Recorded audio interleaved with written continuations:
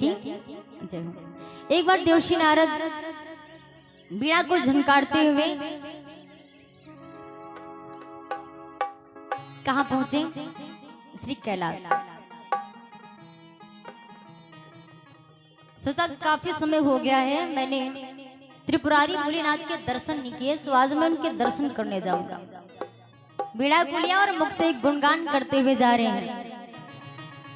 श्रीमन नारायण नारायण हरि हरि, श्रीमन नारायण नारायण हरि हरि, श्रीमन नारायण नारायण हरि हरि, श्रीमन नारायण नारायण हरि हरि।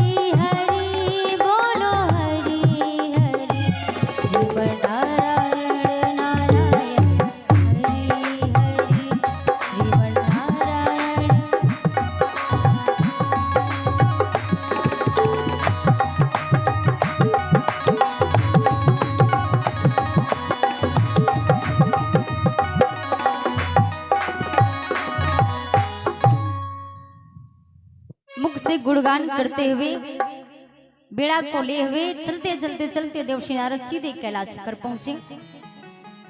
वहां पर देखा कि जगत जननी माता भवानी जी उसी कैलाश शिखर पर बैठी, अकेली बैठी है। सो नारद बाबा को देखा तो बड़ी प्रसन्न हुई। आइए नारद, आपका स्वागत है। नारद जी को बड़ा दिव्य आसन दिया माता भवानी ने और बिठाया। जब हमारे दरवाजे पर कोई अतिथि आ जाए तो कहते हैं दरवाजे पर कोई भी अतिथि आ जाए तो अतिथि का आतिथ्य करना हमारा आपका कर्तव्य होता है। मेहमान और अतिथि में बड़ा अंतर होता है। मेहमान अलग है और अतिथि अलग है। मेहमान किसे कहते हैं? मेहमान उसे कहते हैं जो आप निमंत्रण के द्वारा बुलाओ या फिर कॉल से बुलाओ। क्या भैया फला दिन हमारे घर में ये उत्सव है, आप चले आइए। तो जो निमंत्रण देकर बुलवाया जाए, कॉल के द्वारा बुलवाया जाए, उसे कहते हैं मेहमान। अतिथि उसे कहते हैं जो हमारे दरवाजे पर बिना बुलाया जाए। और वही अतिथि कहती अतिथि देवो भव। अतिथि आ जाए तो मानो भगवान आ गए, तो उसका आतिथ्य करना जरूर हमारा सबका कर्तव्य है, क्योंकि न जाने किस रूप में भगवान आ जाए। अगर हमारे घर में भक्ति भाव होता है और हमारे मन में किसी और की चाह नहीं, चाह तो सिर्फ हरि दर्शन की है, तो भगवान किसी भी रूप में आ सकते हैं। तो कोई भी दरवाजे पर बिना बुलाया जाए तो जरूर भाई उसका स्वागत करो, आतिथ्य करो। मैया ने शैल सुता अर्थात हिमांचल जी की पुत्री माता भवानी ने खैरियत पूछी कि महाराज आप बताओ सब कुशल मंगल है? कि शैल सुता पूछन लगी कहो ऋषि कुशलात।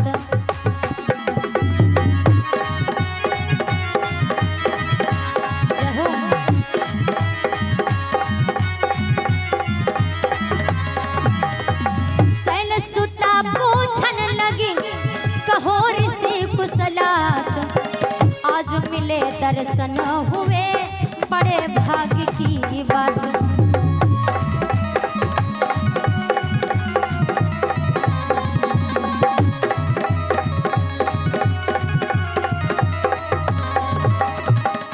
आइए बाबा, आपका स्वागत है। हे देवर्षि नारद, काफी समय बीत गए आपको आए हुए, काफी दिन हो गए जब आपसे मुलाकात हुई थी, आपसे भेंट हुई थी। सो आज आप आए, दर्शन मिल गए। तो आप ये बताओ सब अच्छे से चल रहा है, सब कुशलता है? दरवाजे पर मेहमान या अतिथि आते हैं तो सबसे पहले घर वाले खैर सलाह लेते हैं कि भैया सब कुशल मंगल है, घर पे सब बढ़िया है। तो मैया भवानी भी नारद जी से पूछ रही, अब घर क्या कहे नारद जी की, ना घर के ना घाट के, जब इनके परिवार है नहीं तो परिवार का क्या पूछे। उन्हीं की पूछ रही कुशलता, बाबा सब बताओ कुशल मंगल है। तो बाबा मुस्कुराते हुए बोले कि नारद बोले हैं कुशल क्षेम हो, नारद बोले हैं कुशल क्षेम, सब भांति मातु की दाया है।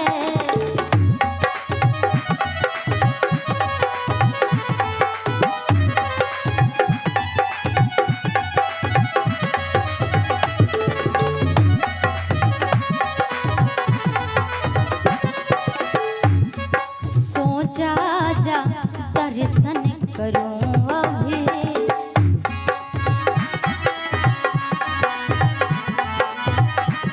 सो जा जा दर्शन करूं अभी, मन में उमंग भरी आया है। जब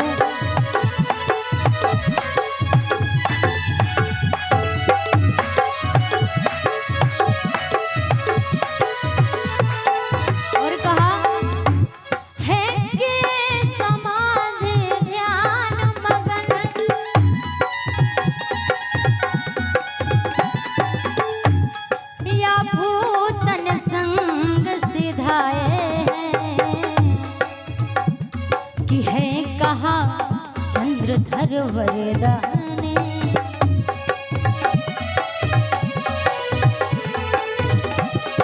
हम उन्हें नहीं लिख पाए हैं।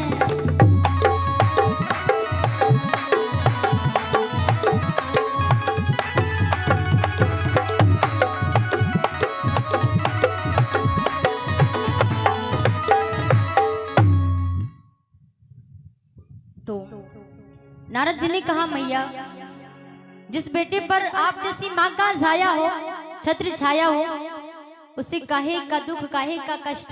मैया आपकी कृपा से हमारे जीवन में सब कुशल मंगल है।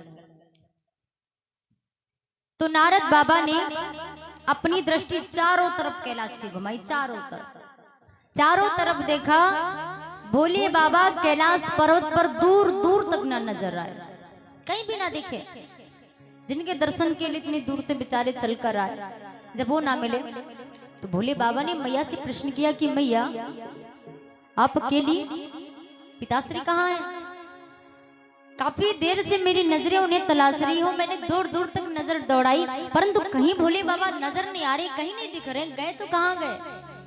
तो जब भोले बाबा की याद दिलाई नारद जी ने, तो मैया भवानी रोने लगी, इनकी आंखों में आंसू। तो नारद जी ने पूछा मैया क्या कुछ मैंने गलत बोल दिया? ऐसी तो कोई बात भी नहीं करी जिसे आप रोने लगो, बात क्या है? कुछ तो बात है, आप मुझे बताओ, मैं आपका पुत्र हूँ। तो मैया भवानी ने कहा रे नारद मैं आपको कैसे बताऊं?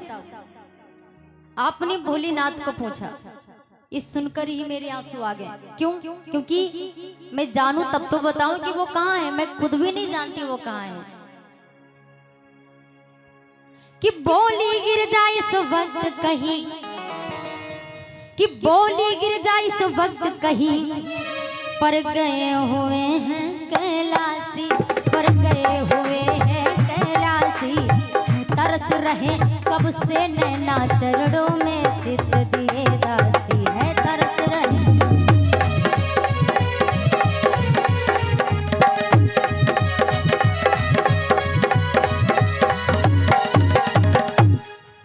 मैं तो खुद भी नहीं जानती कि हमारे भोले बाबा गए तो कहाँ गए। आज से पहले कहीं भी जाते थे बिना मुझे बताए, कहीं पर भी नहीं जाती, लेकिन अब की बार पता नहीं कहाँ गए, मुझे बताया भी नहीं, कहाँ चले गए। आज से नहीं काफी वक्त में उन्हीं के इंतजार में अपनी आंखें बिछाई बैठी हूँ, और वो है कि आज तक हमारी सुधी तक ना ले। नारद कभी कभी तो मुझे शंका होती है कि ये कहाँ गए, क्योंकि बताकर जाती तब तो घर ठीक था, लेकिन बताए भी नहीं और कहीं चले गए। कहते हैं महिलाओं के अंदर शंका थोड़ी ज्यादा जल्दी बन जाती है।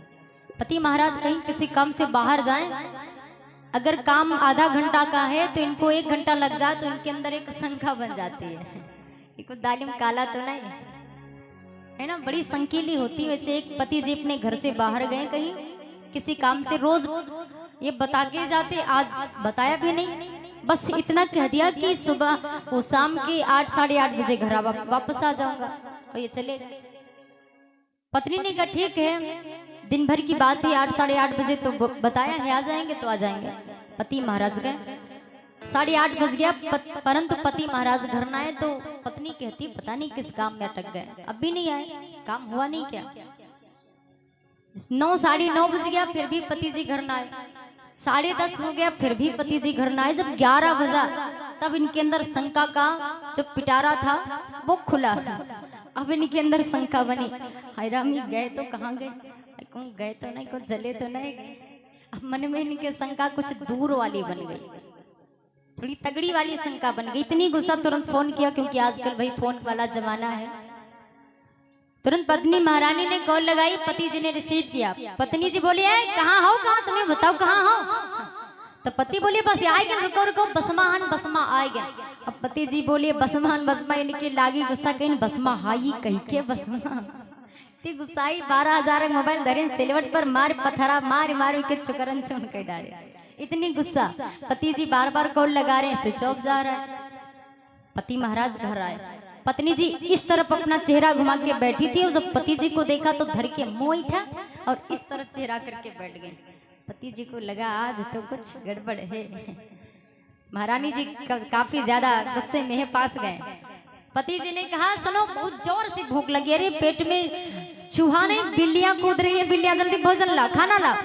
पत्नी बोली जय के बस महाराज वही मांग जी, कुछ ना चुप पे निकल जाओ हमरे घर। अरे पागल, मैं किसी के बस में नहीं, हम तो बस में बैठा था कि ना तो यूं कहे होती हूँ ना तुम। पति बोले यहाँ तो कह रहा बसमान बसमा हो पूरी कर बैठे। कहा कि मारो 12,000 मोबाइल ले डारे हो, कहे होती बसमा बैठन, तुम कहो बसमान बसमा, तुम कहे कोई के बसमा हुई हो। बोले सच्चे दरबार की तुम महिलाएं बड़ी संकीली होती हैं, बात बात पे शंका। वही माता भवानी का हाल है। जब जगत जननी का ये हाल है तो आप लोग तो साधारण हो। उनके मन में भी शंका कि बाबा काफी दिन हो गए वो लौट के नहीं आए, मेरा तो जी घबरा रहा है। तो नारद जी को मौका मिला। नारद जी ने सोचा कि आज तो पूरा का पूरा मौका है। सब में तो खूब लड़ाई लगवाई, लेकिन अभी तक मैंने मैया और भोले बाबा में कोई भी लड़ाई नहीं लगवाई। और नारद जी का काम है यही बसे बसाए घर को बिगाड़ना। जिस घर में अच्छी खासी निपटती पति पत्नी की, तो सब फूट डालने नारद जी चले जाते हैं। सोचा आज तो भोलेनाथ भी नहीं है, आज तो पूरा मौका है। अब तो मैं भोले बाबा माता भवानी में लड़ाई लगवा के ही रहूंगा। बड़ा प्रेम करते हैं भोले बाबा मैया से, लेकिन मैं उसी में कपट खटाई मिलाऊंगा। उन्हें बड़ा आनंद आता था लड़ाई लगवाने में। पहले के जमाने में एक ही नारद, लेकिन आजकल जमाने में तो भैया हर मोहल्ले हर क्षेत्र हर घर में नारद। जब इधर की बात उधर करे, उधर की बात इधर करे, मान लो वहां नारद का बाप हुआ है ना, इधर उधर लड़ाई लगवाए तो समझो वही नारद। और ये गुण महिलाओं में ज्यादा होते हैं। पड़ोसी पड़ोसी में निपट नहीं रही है तो बीच वाली उसका खूब आनंद लेंगे। कहीं उनके घर गेरा नहीं, तुम्हारी भी इतनी बुराई करती रहे कि वह मर जाए नाश हो जाए, आए तो वही उनके घर ही तो वही खाती रहे। मतलब दोनों तरफ की तरफदारी करना, और दोनों तरफ की गाने वाला वहीं भारू हो जाता, वो लोग तो आपस में फिर निपटने लगते। तो चुगल घोरी थोड़ा कम कम किया करो। मतलब बता रहे हम कुछ अलग नहीं है, आप ही के डिपार्ट से हम भी हैं। वो अगर गुड़ आप में है तो हम कोई अलग नहीं, हमें भी होंगे कहीं ना कहीं। नंबर 1 के झूठी, अरे हम भी हैं, क्योंकि महिलाओं को झूठ को सच बनाना बहुत अच्छे से आता है। बोले राधा रमण बिहारी लाल की जय। तो नारद जी को मौका मिला, नारद जी उसी मौके का लाभ लेते हैं। कहा मैया आप इंतजार कर रही हो काफी समय से कि वो कब आएंगे, आप पूरी जिंदगी इंतजार करो, वो नहीं आने वाले। क्यों? अरे नारद क्या बकवास कर रही हो, वो हमसे बहुत प्रेम करते हैं, वो यहाँ नहीं आएंगे तो जाएंगे कहाँ। तो नारद जी ने कहा मैया आप नहीं जानती हो शायद कि नारद बोले तुम तो अपना, तुम तो अपना तन मन से इतना मान करो, मान करो नारद।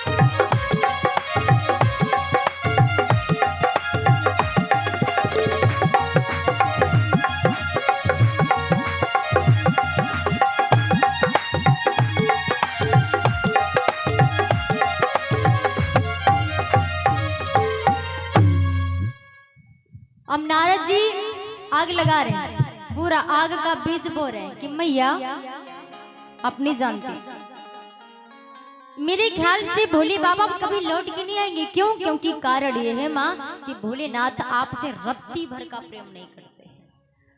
मैया भवानी को गुस्सा आ गई है, नारद बौखला गए हो क्या? बावले हो लग रहा, बावले हो गए हो। अरे मैया मैं सच बता रहा हूँ, वो आपसे प्रेम नहीं करते। आप ही सोचो, अगर वो आपसे प्रेम करते होते तो आप उनके इंतजार में सजना संवरना सब कुछ छोड़ चुकी हो। काफी समय से सही ढंग से भोजन भी नहीं कर रही हो, उन्हीं के इंतजार में अब आंखें बिछाए बैठी हो। अगर जरा सा भी उन्हें ख्याल आता तो वो कब का आ चुके होते, आए लौट के कभी। मैया ने कहा ये तो बात है नारद, आपकी बात में दम तो है। फिर और बात कही, कहा मैया मैं सच बताऊं, ये बात मेरी झूठ नहीं हो सकती। आपने कभी देखा है भोले बाबा के गले में जो मुंडों की सिर मुंडों की हार है, वो जानते हो किसकी है? वो सारी हार, वो जितने सिर है ना भोले बाबा के गले में, वो सारे मुंडों की माला महिलाओं की ही है। सारे जो चेहरे हैं, सारे चेहरे महिलाओं से ही मिलते हैं। तो अब बताओ, आपने कभी पूछा? कहा पूछा तो नहीं। तो नारद जी ने कहा मैया पूछा नहीं तो क्या हुआ, लेकिन भोले बाबा का तो कर्तव्य था कि आप पत्नी हो, अर्धांगिनी, उन्हें तो बताना चाहिए था, कभी बताया? नारद तो बात सत्य है। तो मैया यहीं पर समझ जाओ कि वो मुंडों की हार प्रभु के गले में क्यों है और किसकी है, काहे पड़ी है। जैसे इतना सुना तो मैया पार्वती को इतनी गुस्सा कि मानो पूरी गुस्सा का भंडार भर गया हो। लंबी लंबी सांसें लेने लगी, आवे दो बस, आवे दो, कर राखम न आवे दो। जल भुन रही है बेचारी, रही कैलाश पे बैठी। अब नारद जी को लगा मेरा काम बन चुका है, और कहीं से वो आ ना जाए जो मेरे कान खींचे जाए, मैं पतली गली से निकल लूं। नारद बाबा ने कहा मेरा काम बना, मैं तो चलता बना। नारद जी तो 9 2 11 हुई गए। मैया पार्वती बैठी है, अब उन्हें एक सेकंड भी नहीं बर्दाश्त हो रहा है, क्योंकि महिलाओं के अंदर जब ये शंका का बीज एक बार पड़ जाता है तो उसका समाधान जब तक नहीं हो जाता तब तक ये अंदर ही अंदर जला भुना करती, किसी से ढंग से बोलती भी नहीं। अब मैया को यही हाल है इनका, इतनी गुस्सा। मैया जी बैठी है बिल्कुल गुस्से के साथ, और सामने देखा कौन चला रहा है कि तब तक वरदा पर चढ़े शंभू पड़े दिखाए।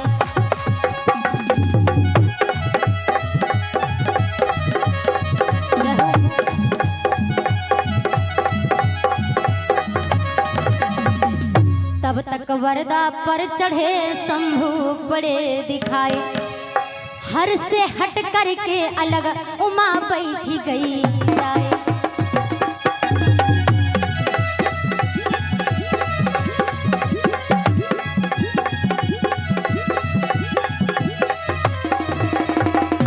वरदानी कहने लगे काहे प्रिय उदास, कारण बतलाओ हमें उठा भवक अभिलाष।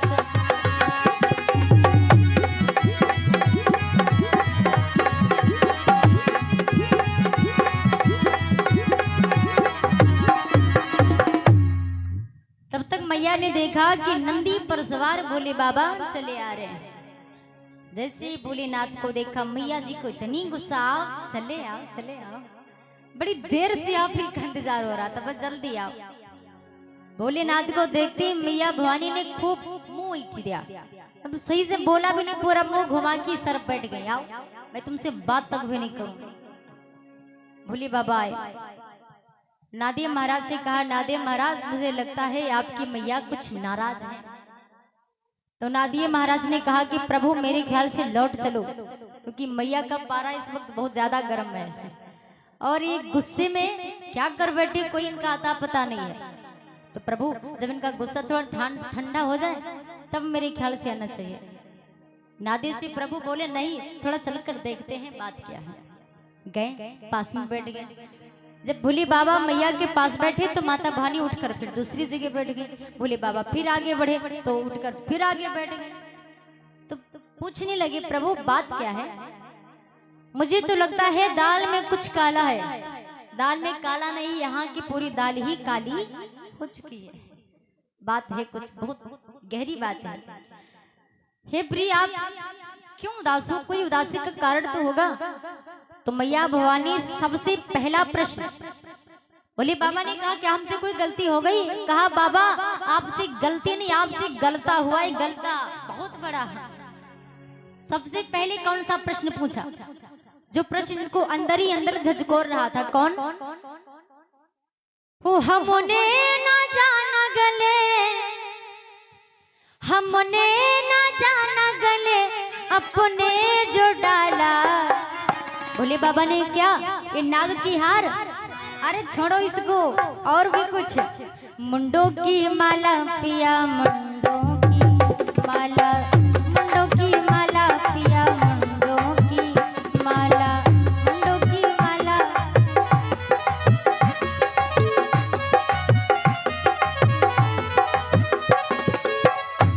जब इतना पूछा तो भोले बाबा ने कहा, अरे ये किसने बता दिया इनसे, अब तो फंस गया। कहा बताओ बताओ बताओ, ये गले में जो मुंडों की हार डाले हो ये किसकी है? क्योंकि जितने भी मुंड है, जितने भी सिर मुंड है, सारी महिलाओं के सिर है। इसमें से एक भी सिर मेरे में मैच नहीं करता, बताओ ये किसके हैं? तो भोले बाबा ने कहा तो गड़बड़ हो गया। कहा ये पहली गलती है। दूसरी गलती आपने क्या करी? कौन सी गलती? कि आप अमर है मैं मर जाती। ऐसा क्यों है कि आप अमर है मैं मर जाती और लेती जन्म दोबारा। जन्म जन्म का साथ है हमारा तुम्हारा, तुम्हारा हमारा, युगों युगों का साथ है हमारा तुम्हारा, तुम्हारा हमारा।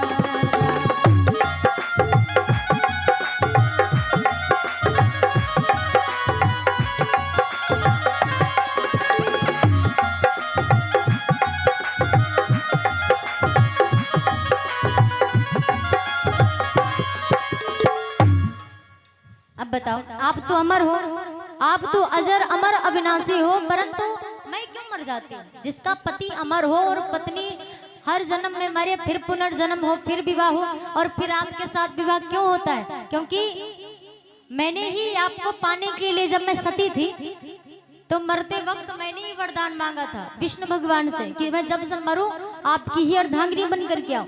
क्या आपने कभी ऐसा कुछ चाहा कि पार्वती मेरी हर जन्म में मेरी अर्धांगिनी बने?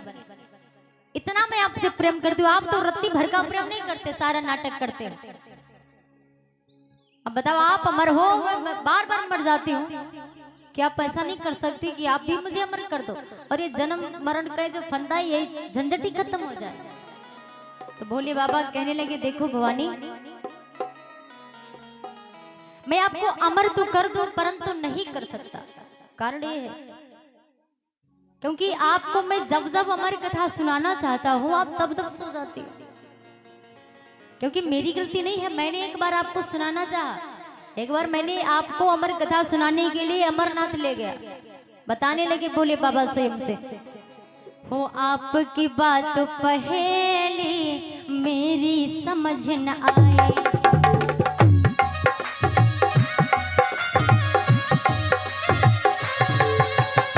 जब जब कहूँ कहानी रानी तू सो जाए।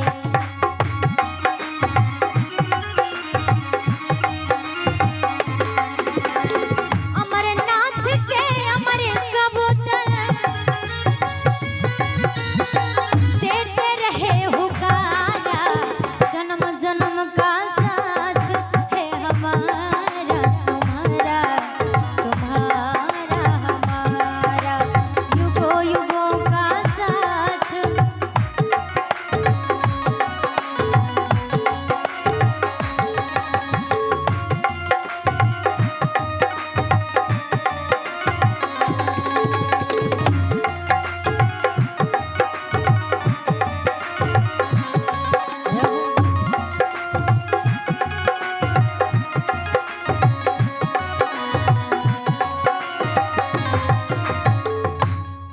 भवानी एक बार मैंने सोचा कि आपको मैं अमर कथा सुनाकर अमर कर दूं, परंतु आप तो बड़ी महान हो। मैंने आपको लिया साथ में, अमरनाथ गया। वहां जाकर मैंने जैसी अमर कथा प्रारंभ की, आप आधी कथा सुनने के बाद फिर जो खर्राटेदार नींद ली है पूछो ना। और मैं तो यह कथा में मगन, मैंने तो सारी अमर कथा सुना डाली। उसी अमरनाथ की कबूतरों ने बड़े प्यार से कथा को सुना और वो कथा सुनकर अमर हो गए। वो कबूतर आज भी अमरनाथ में जीवित है, क्योंकि उन्होंने अमर कथा शिव जी के मुख से श्रवण करो अमर हो गए। हे भवानी, आप वैसी की वैसी रह गए। अब बताओ मेरी गलती है कोई? रत्ती भरी गलती नहीं है। मैंने तो कोशिश करी, आप ही नहीं सुन पाई, तो इसमें मेरा क्या दोष? और अभी अभी आपने जो कहा कि आपके गले में मुंडों की हार है, इसका भी मैं समाधान किए दे रहा हूं।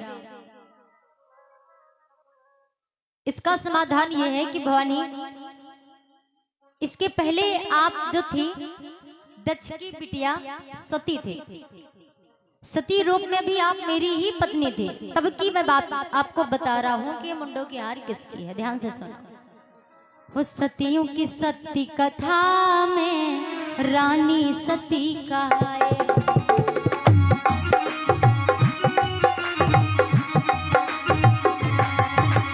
सत की धार चली जब माता पिता घर जाए।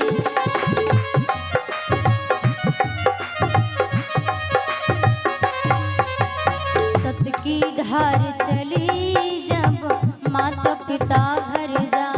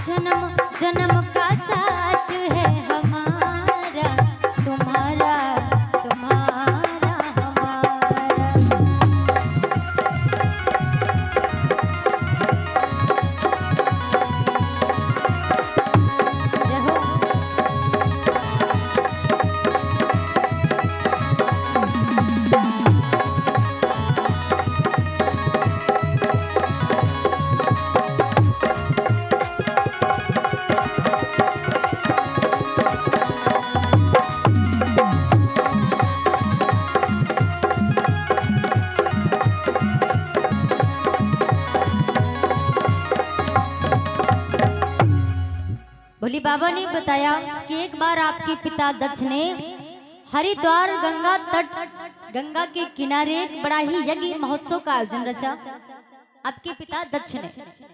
और दक्ष जी ने ये महोत्सव इसलिए रखा क्योंकि दक्ष जी को प्रजापतियों को राजा बनाया गया। तो जब व्यक्ति के पास खुशी होती है तो कोई ना कोई पार्टी करेंगे या फिर कोई घर में भंडारा करेंगे, कुछ होगा जरूर खुशी के मारे। आपके पिता ने सबको निमंत्रण दिया, यहाँ तक ब्रह्मा विष्णु को भी बुलाया, अकेले नहीं परिवार के साथ, हमें नहीं बुलाया।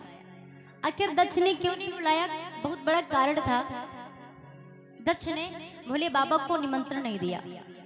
ये तब की बात है जब दक्ष महाराज जी को ब्रह्मा ने सृष्टि की रचना करने का कारोबार सौंप दिया। कहते हैं जब बेटा बड़ा हो जाए तो पिता को चाहिए अपना सर का सारा भार उतार के अपने बेटे को दे दे।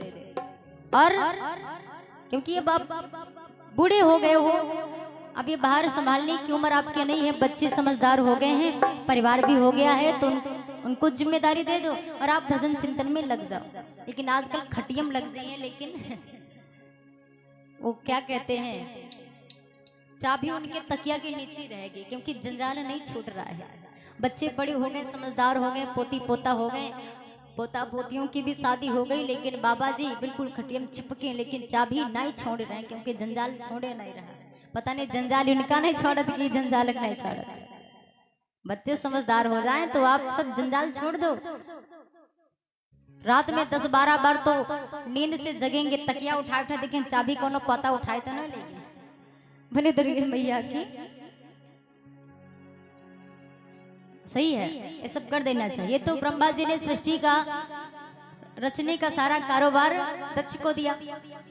आज के दिन ये जिम्मेदारी दक्ष को मिलने वाली है, इसीलिए देवताओं की पूरी सभा लगी है। ब्रह्मा विष्णु महेश भी उपस्थित हैं। एक बड़ा ऊंचा और दिव्य सिंहासन है जो कि दक्ष के लिए है। कुछ देर बाद दक्ष जी का आवागमन हुआ उसी समाज दरबार में।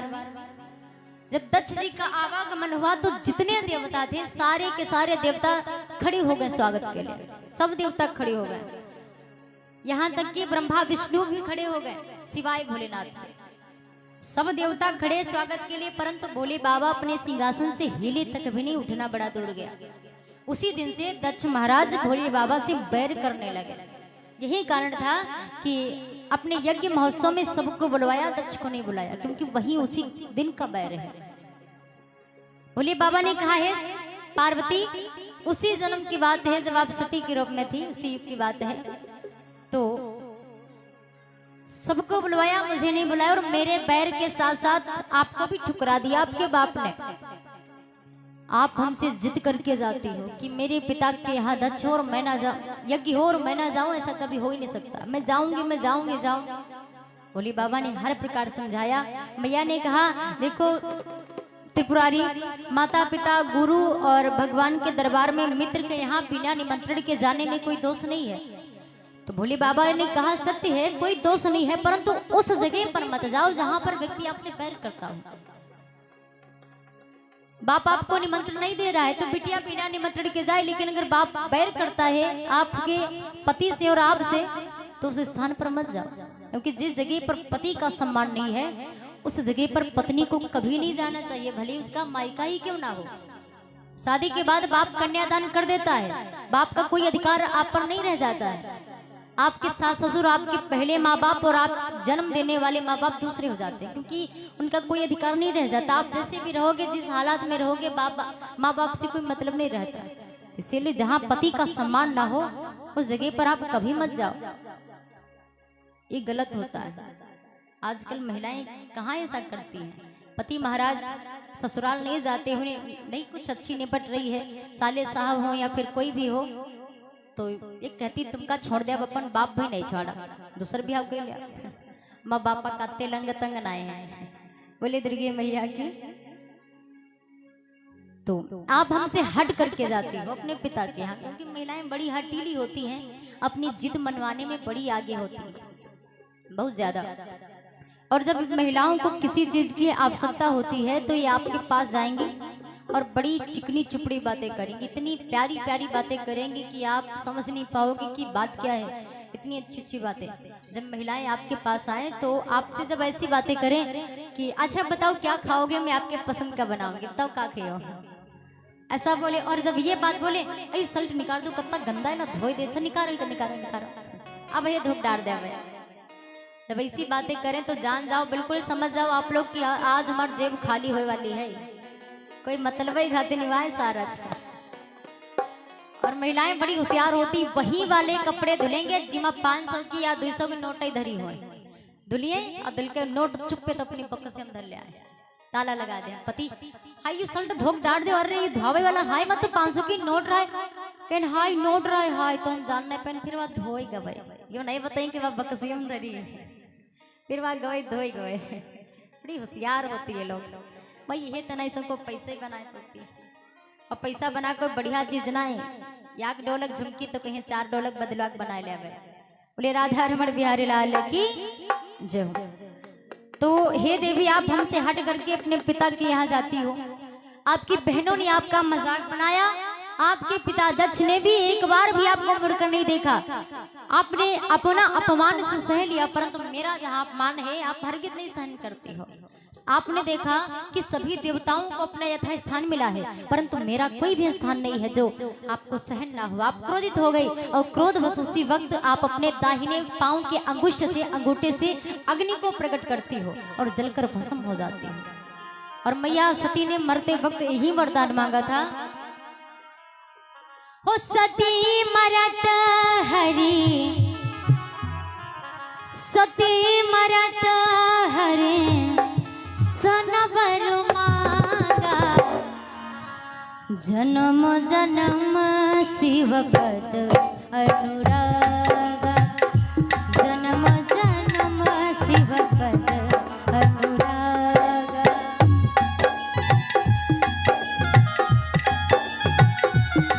जय हो।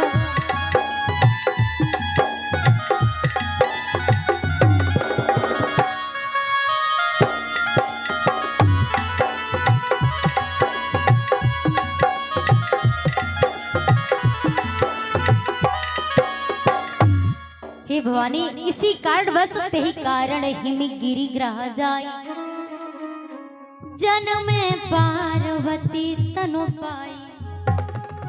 आपका पुनर्जन्म इसी देह इसी स्वरूप में हुआ जो कि आप मेरे सामने बैठी हो। जब मेरा अपमान हुआ तो आप अपने शरीर को भस्म कर देती हो। जब मुझे पता चलता है तो मैं आता हूँ। ये जो चरित्र है रामचरितमानस में आता है, ये काफी लंबी कथा है और बहुत अच्छी कथा है। तो जब मुझे पता चला मैं आता हूँ और आपके उस मृतक शरीर को अपनी कंधी पर सवार, काफी समय तक मैं चिंता बस शोक बस काफी समय तक तांडव करता रहा। हे भवानी, जब चिंता और शोक में डूबा मुझे नारायण ने देखा तो उनको सहा ना गया। सो नारायण ने अपना चक्र छोड़ा, उसी चक्र से आपके 108 खंड हुए कि भस्म तेरी लेकर के अपने अंग रमाए,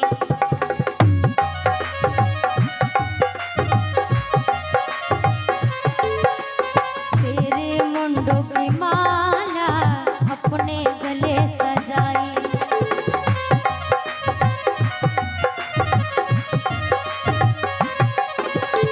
तेरे मुंडों की माला अपने गले सजाई।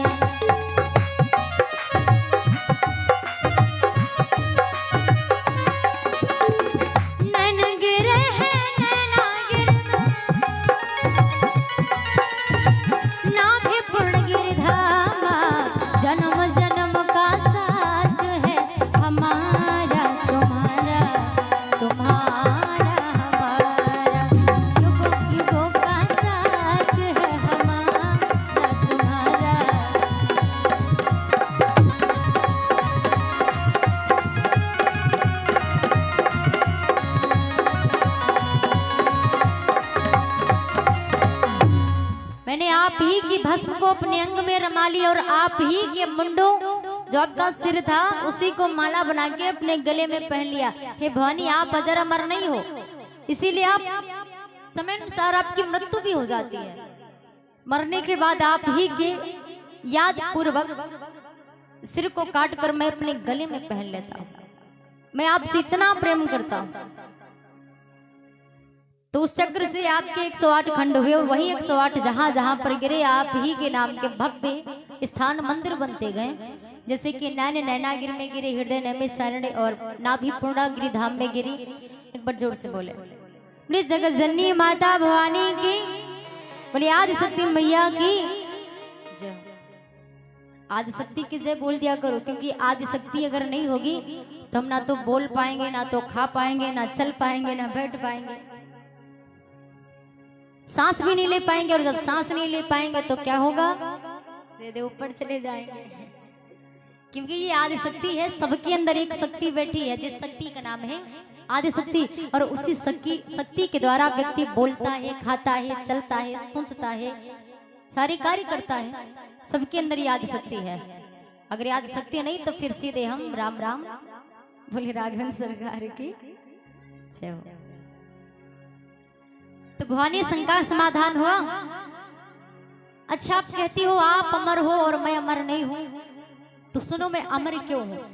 कारण है, अब अपने अमर होने का कारण भोले बाबा माता भवानी को बताते हैं। बहुत प्रेम करते थे त्रिपुरारी मैया भवानी से। कहते हैं गुरु जो गुरु मंत्र देता है वो गुरु मंत्र शिष्य कभी किसी को नहीं बताता, कभी किसी को नहीं बताता। लेकिन हमारे भोले बाबा इतना प्रेम करते माता भवानी से, वह मंत्र भी बता दिए कि देवी मेरे गुरु ने मुझे ये गुरु मंत्र दिया था।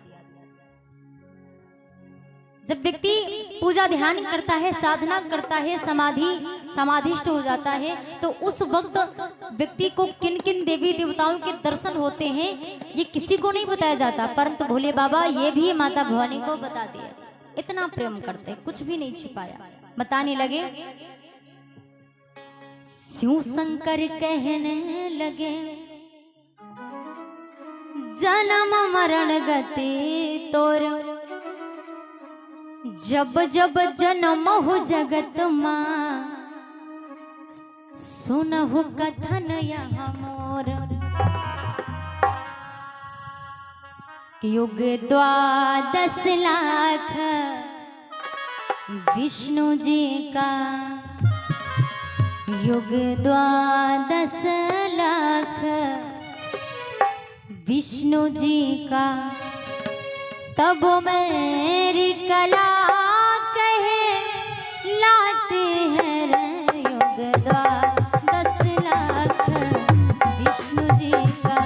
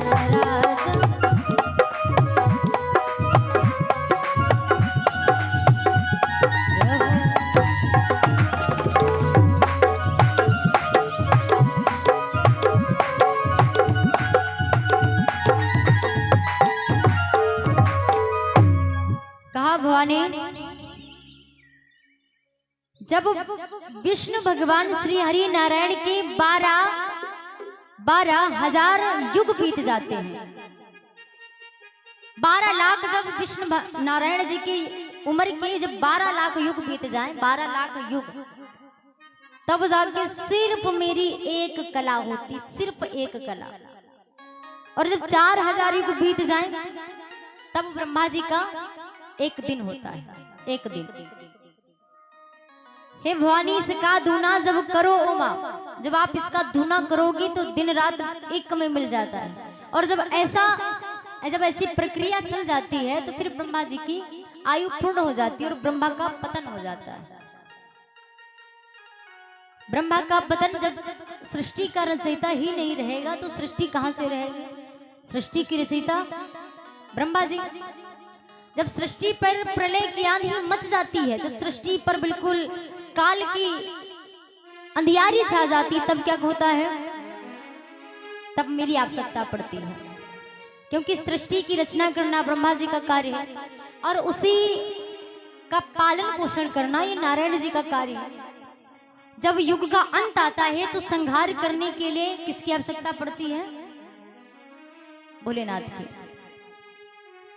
कि तब सृष्टि प्रलय काल होती, प्रलय में लय हो जाती है, प्रलय में लय हो जाती है। मैं ही इस सारी दुनिया का सृष्टि का एक संघाती हूँ, मैं ही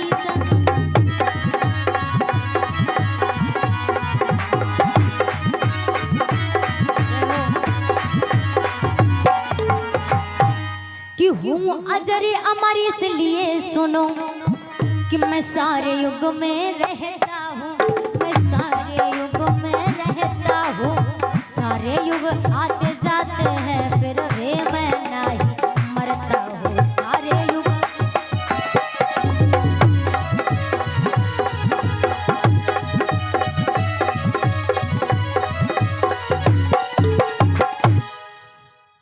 तो मेरी आवश्यकता पड़ती है तो सृष्टि का संहार करने मैं ही आता हूँ।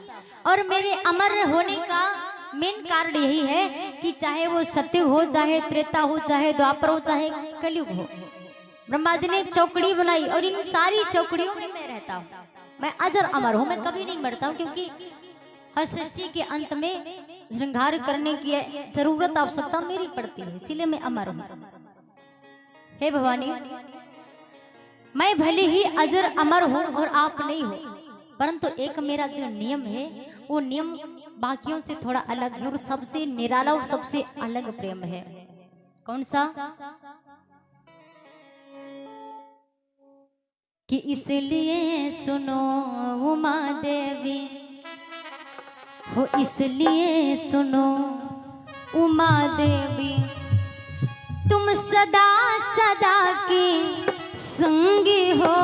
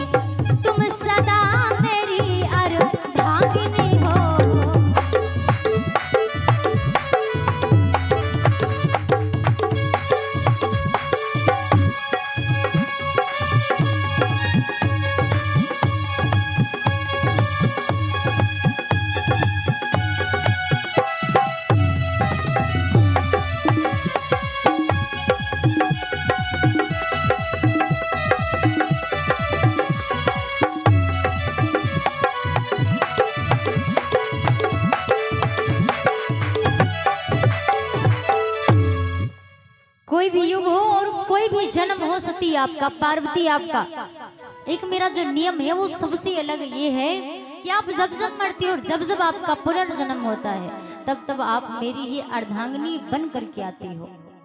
अच्छा, अर्धांगिनी किसे कहते हैं?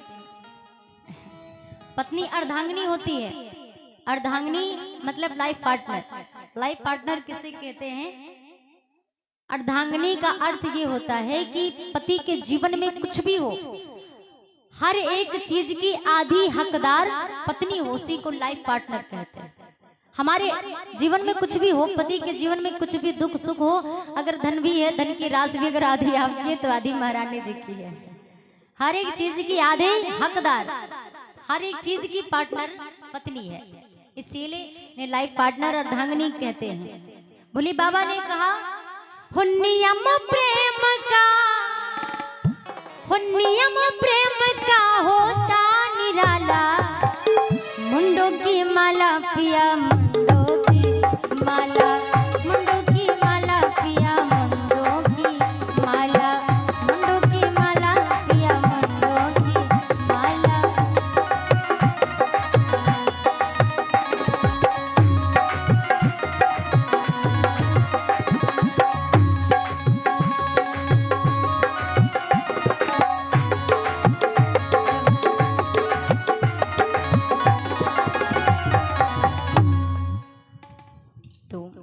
मुंडों की माला पिया मुंडों की माला।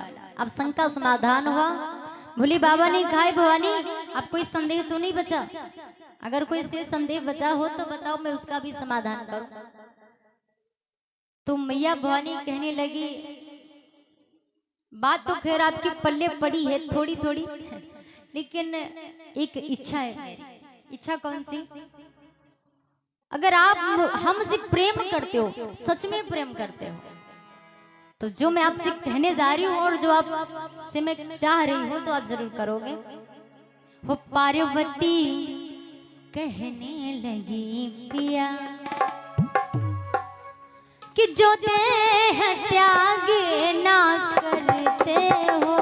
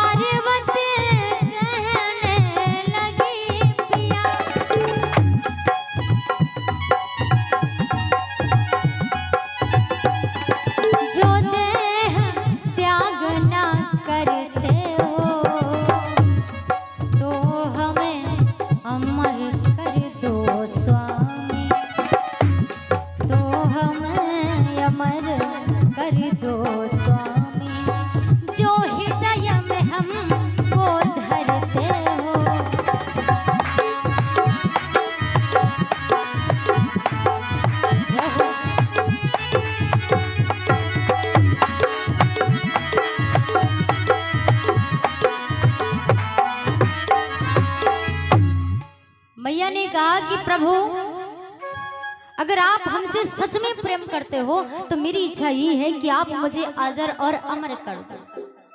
भोले बाबा ने कहा अब तो बहुत बढ़िया, एक भवानी मैं बार बार वो गलती नहीं करूंगा, एक बार सुना के मैं आज भी पछता रहा हूँ। आप वैसी की वैसी रह गई और वो कबूतर आज भी अजर अमर होने का आनंद ले रहे हैं, अब दोबारा गलती नहीं करूंगा। कहा नहीं त्रिपुरारी, अब की बार मैं आपसे वादा करती हूँ मैं सोऊंगी नहीं, बड़ी प्यार से सारी कथा श्रवण करूंगी, आप मुझे अमर कर दो। हट कर लगी, महिलाएं हटीली ज्यादा होती, क्या किसी की नजर मेरी तरफ है? मतलब कोई आ जाए आदत होती है इनकी। बोले सच्चे दरबार की जय हो। तो मैया पार्वती जिद पर अड़ी कि नहीं मुझे कथा सुनना है तो सुनना है, मुझे मरना नहीं है बार बार। मैं तो ये चाहती हूँ कि जन्म मरण का पूरा फंदा ही मेरे जीवन से चला जाए। और ये बात सत्य होती, महिलाएं जो एक बार ठान लेती हैं तो करवा के रहती हैं। अगर इन्होंने कहा कि इस बार की होली मैं मायके में करूंगी, पति महाराज के घर पे इतना काम है, यही रहना है, कहीं नहीं जाना, तो कहेंगी मैं जाऊंगी तो जाऊंगी, जाऊंगी तो जाऊंगी, नहीं लेके जाओगे तो मैं भैया को बुला लूंगी।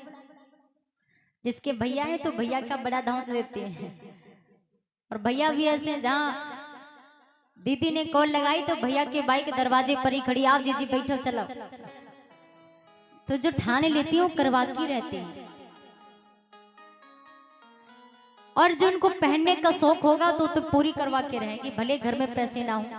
अगर इन्होंने ठान लिया कि मुझे कुंडल पहनने हैं तो पहनने हैं, यहाँ से लेकर जो यहाँ तक खबर ले, इतनी लंबी लंबी कुंडल पहनने मुझे, खुद से नहीं पड़ोसी को देख लिया पहने तो उनकी भी जिद, चाहे घर बिक जाए, चाहे भूसा बिक जाए, चाहे तुम बिक जाओ, चाहे बैल बिक जाए, गाना में चल गया ना, चाहे घर बिक जाए हमका लटकन ले दे, ये तो लेना है तो लेना है। वैसी एक माता जी, एक पत्नी थी और उन पत्नी का सबसे बड़ा शौक था, क्या था? सबसे बड़ा उनका शौक था नथुनी पहनना। नथुनी वही जो शादी वादी में पहने जाते हैं, कि पुराने जमाने में शादी हुई तो नथुनी बेचारे मिली ना, तो उनकी शौक अधूरी रह गई। सोच रही अब मैं नथुनी पहनूंगी, घर में भैया पैसा नहीं, पति के पास आई, कई सबको नथुनी पहन पहन कथा सुनाई जाती, कथा खराब लागत हमका, अब हम नथुनी चाहिए तो चाहिए। तो पति बोले इतनी हमारी कमाई नहीं जो मैं उनका सोने नथुनी पहना, जब गिलट के कोई दिन ले आ जाए, का गिलट जाए भाड़े में या हम ले आवे तो ले आवे, का पैसे ना है तो कहा एक जुगाड़ हुए। पत्नी बोली एक जुगाड़, कौन सा जुगाड़? कहा हमरे गर्जन भैंसिया है जो हम माइके ले रहा हमार भैया देना है, वह भैंस 5 लीटर दूध दे दे, 5 लीटर। ऐसा करो 5 लीटर दूध में 2-3 लीटर पानी मिला लो, और पानी का पैसा हम धरब, दूध का पैसा तुम धरो। जब पैसा हमारे जोड़ गांठे पूरे जुड़ जाइए तो हम नथनी ले ले। पति जी ठीक है, अब ऐसे क्रम चलने लगा। पानी रोज 2-3 लीटर पानी मिला ले, दूध के पैसा पति जी रखे और पानी का पैसा पत्नी महारानी रखे। काफी समय से चलता रहा, जब इनके नथुनी भरे रुपया बिल्कुल जोड़ गांठ तैयार हो गए तो ना पति की सलाह ली ना कुछ। आई जीजी पड़ोसन के पास गई, जीजी नथुनी लगा दे, चले तुम तनी भावता तनी बढ़िया कह लेते हो। गई और नथुनी पहन के पूरे घर में हलावे पड़ी कि जो कोई आवे देखे नथुनी, अरे हम तो नथुनी पहने। पति जी आए तो देखा बड़ी भारी नथुनी मारे हलावे पर अपन नाक लगा रही, झाड़ू नहीं इनकी नाक झाड़ू लगा रही है, इतनी नाथुनी हाले। कहते जब महिलाएं कोई नई नई चीज पहनती है ना, तो अगर इन्होंने अपने हाथ में नई चूड़ियां पहनी है तो उस दिन उनका मुंह नहीं बोलेगा, उनके हाथ बोलेंगे। शादी वादी में नई बढ़िया चूड़ियों का महंगा सेट पहन के गई, लटक रहे हैं पूरे लटकन, बातें करेंगी औरतों से।